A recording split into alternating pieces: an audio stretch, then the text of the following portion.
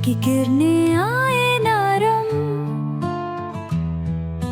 रात हुई अब नींद है गरम। सोने लगे सब जंगल के राई।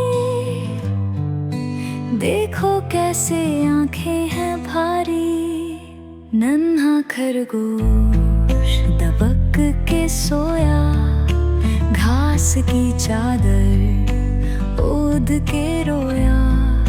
सपनों में वो उड़ता जाए। सूरज को देखे और मुस्कुराए।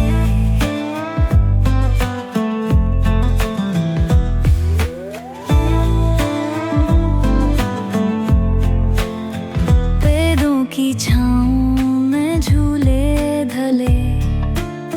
कोयल ने रात के गीत गाए। चुपके से चंदा निकल आए। तारों से फिर से मिली ये बातें। लहरों से बातें करती राहें।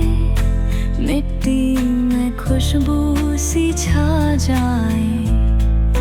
चुपके से लाई कहानियाँ पुरानी। रात को मधोश करे नदियाँ।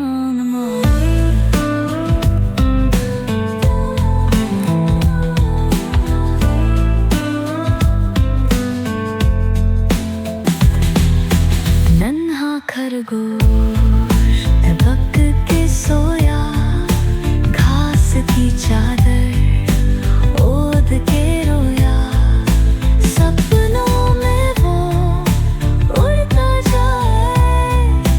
सूरज को देखे और मुस्कुराए।